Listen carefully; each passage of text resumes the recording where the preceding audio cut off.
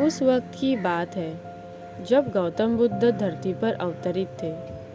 एक दिन गौतम बुद्ध धन के प्रचार के लिए वैशाली नगर जा रहे थे।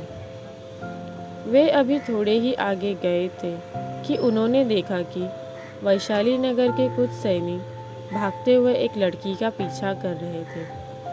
वह लड़की बहुत ही डरी हुई थी। वो एक कुएं के पास जाकर खड़ी हो गई और हांफने लगी।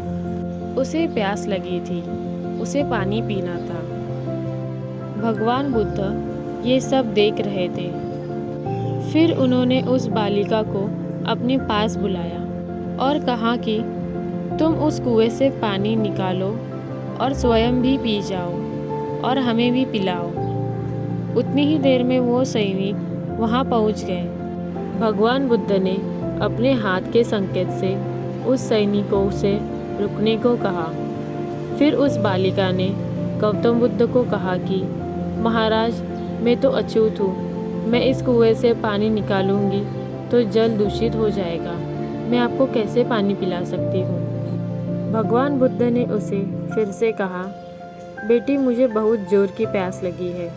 पहले तुम मुझे पानी पिलाओ। उसी वक्त वहाँ पर वैशाली के राजा पहुँच गए। उन्होंने बुद्ध को नमन किया और सोने के बर्तन में पानी देते हुए कहा, महाराज, ये लीजिए, केवड़े और गुलाब का सुगंधित पानी आपके लिए है। लेकिन बुद्ध ने उस पानी को लेने से इनकार कर दिया और कहा कि हम इस बालिका से पानी पिएंगे। राजा थोड़ी देर वहाँ रुक गए।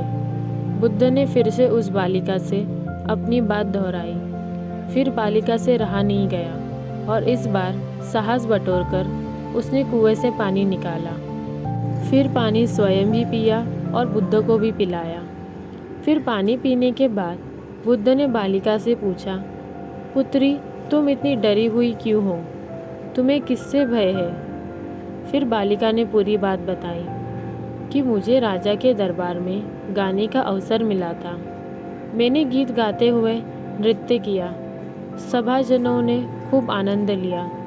महाराज को भी बहुत अच्छा लगा। फिर उन्होंने अपनी माला मुझे भेंट दी। लेकिन महाराज को किसी ने बताया कि मैं एक अछूत कन्या हूँ। फिर महाराज ने मुझसे पूछा कि क्या तुम एक अछूत कन्या हो? फिर मैंने बताया कि हाँ, मैं अछूत हूँ। राजा ने ये सुनते ही अपने सैनिकों को आदेश दिया कि इस कन्या को कैद खाने में डाल दो।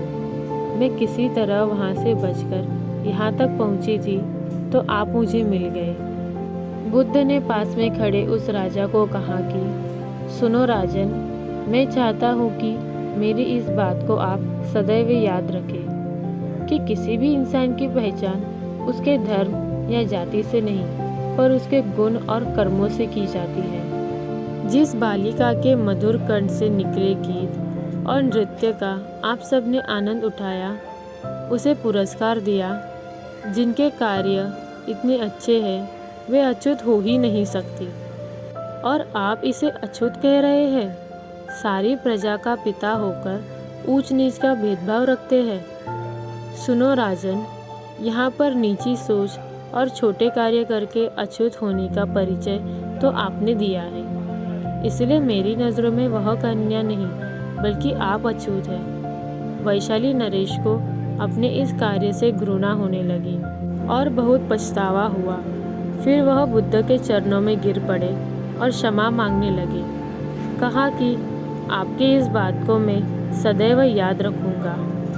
फिर वहाँ से वे चले गए।